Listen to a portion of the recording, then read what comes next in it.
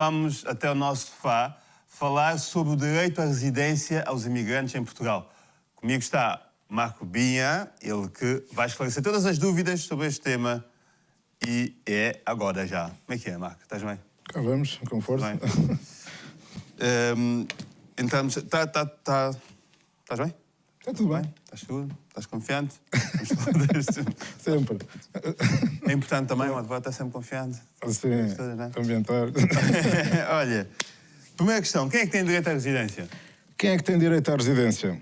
Esta questão coloca-se a quem não é nacional do país, porque os nacionais do país nasceram cá.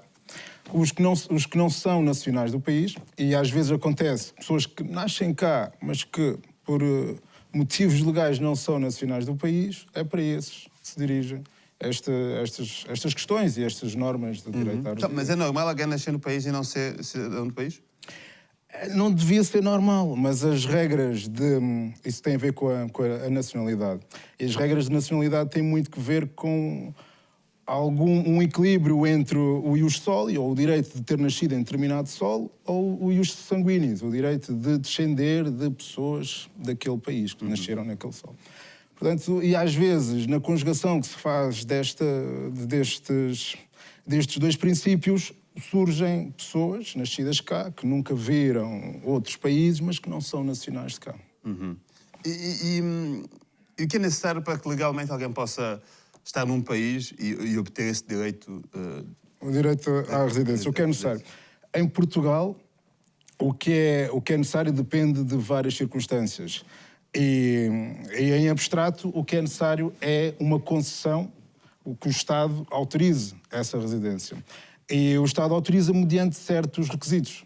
As circunstâncias são várias, ou é por causa do trabalho, ou é porque tem uma empresa, recentemente porque fez um investimento num determinado volume em Portugal, ou porque é familiar de quem já está a residir legalmente em Portugal, ou, por exemplo, porque nasceu cá e ainda não tem nacionalidade, também isso pode justificar a residência. Entre outras circunstâncias de estar a fugir ao tráfico ilegal de pessoas, isso também pode justificar a residência em Portugal, várias são as circunstâncias.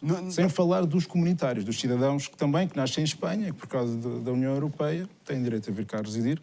As leis são muito mais simples, mas também é um sistema... Nós estamos a atravessar um período bastante específico no mundo atual, ou seja, falo da guerra e tudo mais. Para quem esteja em situação de fuga e queira vir para cá habitar, como é que isso Esse é outro dos motivos que justifica o Estado autorizar a residência, não apenas a estadia, mas a residência de uma pessoa cá em Portugal, é ela estar a pedir asilo, porque do país de onde vem não estava lá bem. Não estava lá bem por estar a ser perseguida, não estava lá bem por estar em risco de vida por causa de uma guerra ou algo assim parecido. Isso justifica o asilo e essa pessoa será considerada um refugiado, não é? É um migrante, mas na qualidade de refugiado. O que é que muda de um tempo para outro? De uma condição para outra? O que muda de uma condição para outra? Entende-se que, e isto... porque estas questões de imigração têm muito que ver com questões políticas. São essencialmente questões políticas que estão aqui no meio. E o critério é, de certa forma, é um critério, é económico. A pessoa resolve vir para um outro país à procura de melhores oportunidades, ou seja, é uma vontade que resulta de uma opção. E no outro, a pessoa não teve opção a não ser perder a sua vida, digamos assim. A sua vida estaria em risco de vida. Será mais ou menos este o critério que distingue uma pessoa que pede um refugiado, que pede asilo, e uma pessoa que pede um direito, que pede a concessão da residência. Se calhar, podíamos entender que uma pessoa que vem por motivos económicos é porque não quer, é porque no seu país de origem não quer morrer à fome, não é? Há pessoas que fazem um percurso incrível e muitos companheiros nesse percurso morrem pelo caminho. Portanto, há certos migrantes económicos, digamos assim, que também fazem porque a sua vida estaria em perigo no país de origem. Portanto, este critério são critérios políticos que muda consoante os políticos e é assim. E esse pedido de asilo também é feito aos serviços de imigração e fronteiras? O pedido de asilo, exatamente. O pedido de asilo faz ao Estado português e quem tem competência para receber esses pedidos será o CEF. Recebe esses pedidos e analisa-os, primeiro de uma forma muito sumária e depois de uma forma mais analítica, digamos assim. Outra questão, que é muito comum nós vemos trabalhadores migrantes a trabalharem sem contrato e em más condições, e trabalharem muitas vezes em situações legais e tudo mais, para poderem depois obter o direito à residência. Isso é mesmo preciso? É mesmo necessário passar por esses passos para se obter a documentação? Isso tem que ver com este direito à imigração. Muitas vezes ele tem muita influência na economia, especialmente no emprego e no preço que a pagar aos trabalhadores. E o que é que a lei exige? Uma das condições para se reconhecer o direito à residência é ter em Portugal um contrato de trabalho, ou quando se está no estrangeiro ainda uma promessa de contrato de trabalho, e alguns empregadores usam isto para esta condição, que é imprescindível, para, de certa forma, beneficiar um bocadinho mais do trabalhador. E às vezes já assim há trabalhadores que passam algum tempo sem contrato, até que o empregador resolve quase uma benesse oferecer-lhe um contrato de trabalho. A verdade é que as pessoas têm de perceber também que a lei obriga que um contrato de trabalho com um estrangeiro seja escrito. Mas se não estiver escrito, o contrato de trabalho é válido à mesma. É um contrato de trabalho verbal e não estando escrito significa que é full-time e significa que é sem termo. O pior é que sem um contrato, um trabalhador, se fosse um trabalhador nacional, poderia exigir estes direitos. Sendo um trabalhador estrangeiro sem residência, o que ele faz é ficar calado. Porquê? Porque se ele falar, o patrão já não lhe fará o contrato escrito. Porque qualquer outro poderia ir às autoridades, fazer queixa e arranjava-se maneira de converter esse contrato verbal num documento escrito.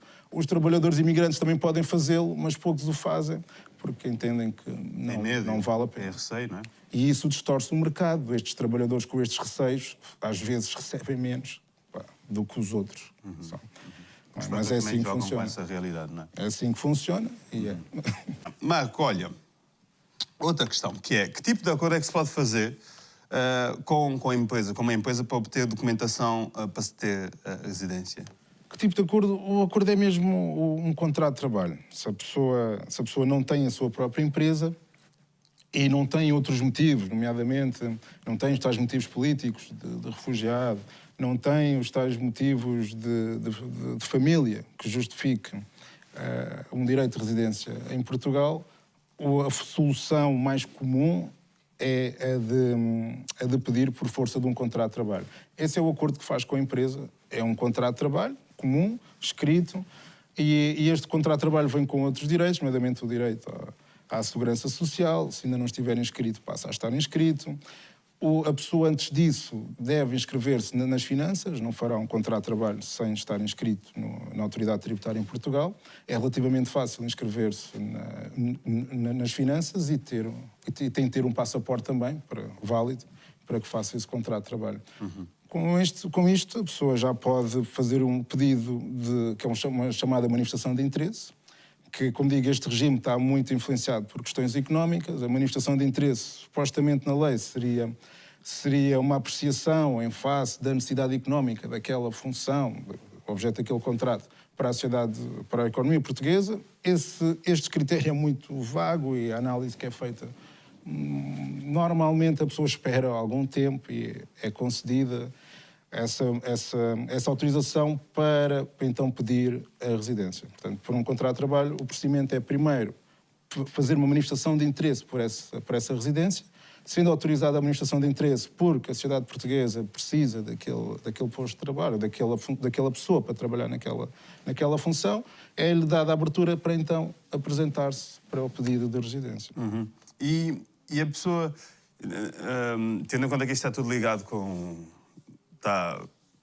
movimenta-se muito no campo económico e tudo mais, daí a importância do trabalho e do contrato legal e tudo mais. Se a pessoa tem um X de tempo, um período de tempo, para conseguir obter trabalho, para que depois consiga ter situação regularizada? Qual é o prazo? Nesta questão do trabalho, o tempo não é o mais relevante. Porquê? Porque a pessoa, mesmo com o visto expirado, pode fazer um contrato de trabalho. É legal o contrato de trabalho. Sim. Onde é que o tempo é importante? Por exemplo, nos estudantes, nas pessoas que vêm do estrangeiro, vêm cá de férias e resolvem ficar a estudar. Aí é que a lei exige que para ter a residência, por força da matrícula que tem, no ensino secundário e no ensino superior, é necessário que faça essa matrícula e que faça o pedido ao CEF, justificando com essa matrícula, dentro do prazo do visto.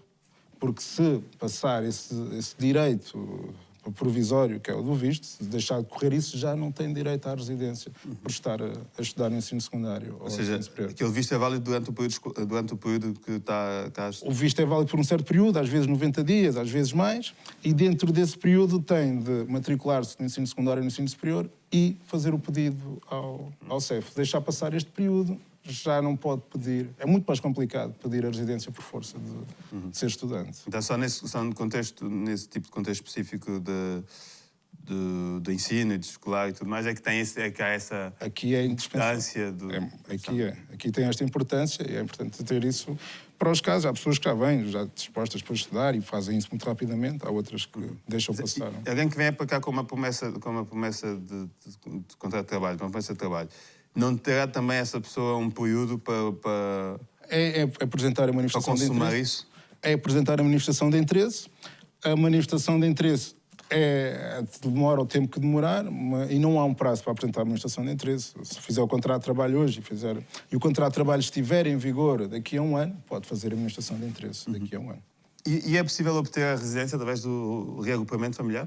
É possível, sim, dentro de certas circunstâncias, mesmo estando cá em Portugal ou estando ainda no país natural, é possível o familiar cá dizer que quer reagrupar-se, que quer reunir-se com a sua família. É um princípio da unidade familiar que o Estado português respeita e procura o mais possível entre pessoas que estejam casadas ou pessoas que tenham vivido comprovadamente em união de facto, entre ascendentes, descendentes, adotados. Está previsto na lei esse reagrupamento. E para quem nos está bem em casa, de que é que se trata?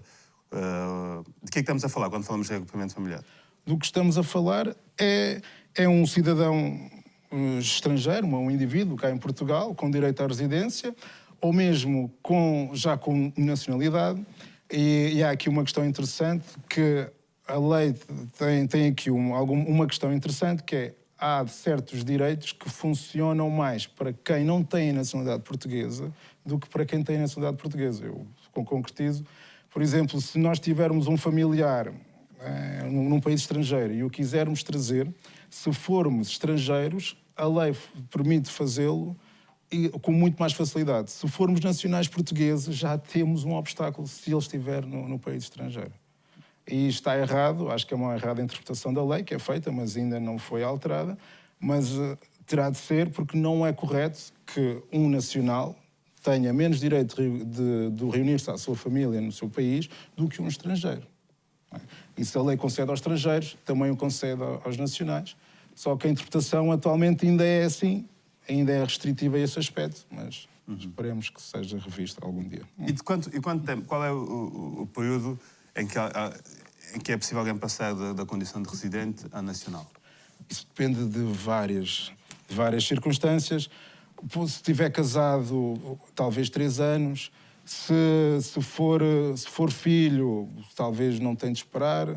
Se for por naturalização, digamos assim, aí a pessoa, dependendo de ser lusófono ou não, acho que ainda, agora estou a falar de cor, mas seria à volta dos 5 anos para pedir isso. Se for estudante e for menor, o período mudou, agora a lei mudou recentemente, e com menos anos já pode pedir a nacionalidade, basta estar matriculado.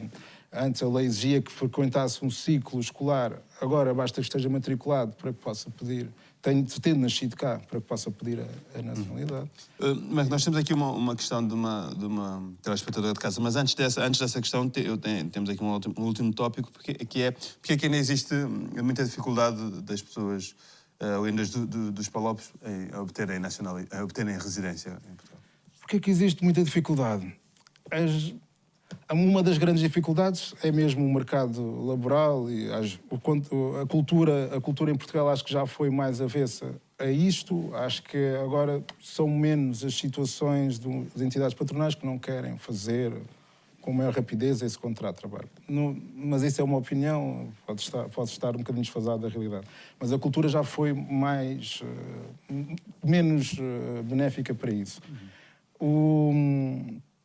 E agora já me perdi um bocadinho da pergunta.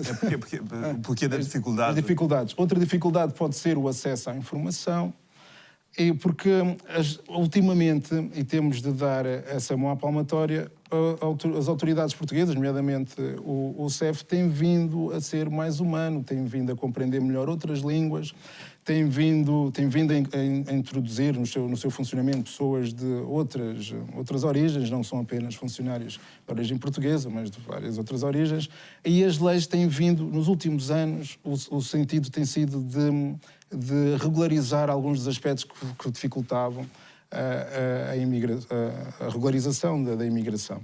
Portanto, eu recomendo às pessoas que, eu posso dizer sempre, procurem um advogado ou procurem informar-se. Há várias associações que ajudam. Aí, seria um bocadinho por aí. Então, agora sim é tempo de nós vermos a questão de uma telespectadora que eu vou pedir que coloquem no ecrã, exato. Chama-se Isabel Campos e a questão é precisamente esta, diz a Isabel: sou angolana, tenho autorização de residência em Portugal, estou grávida. O meu filho terá direito à nacionalidade portuguesa? Muito bem, olha, eu diria a Isabel Campos, se o filho nascer cá em Portugal, depende de quanto tempo de residência a mãe tem. Dependerá essencialmente disso. Ela tem autorização de residência, tem uma residência válida em Portugal, portanto dependeria disto. Do tempo da residência? Do tempo da residência. Qual é que seria o tempo? Eu não gosto de falar muito, cor. A lei há tempos exigia 5, mudou no ano passado para exigir, se não me engano, 3. Mas não gosto de falar. Sim. E isto depende de várias circunstâncias. Eu não tenho esse hábito, eu falo por conta da lei. E é assim que eu gosto. E onde é que a Isabel pode obter a informação correta? Falando consigo, se calhar. Falando com um advogado, sim, mas também, muitas vezes, quando se vai registar a criança na própria conservatória, onde se vai fazê-lo, pode invocar isso, pode dizer: eu tenho aqui comprovativo em como estou aqui residente há X anos, ou eu, ou o meu marido, ou o pai da criança. Bastam os elementos? Basta um deles, exatamente. Basta que um deles tenha cá esses anos de residência exigidos para que a criança nasça com a nacionalidade portuguesa. Marco, obrigado. Disponha, está bem? Obrigado, até uma próxima. Até uma próxima, Carlos. Tudo a correr bem.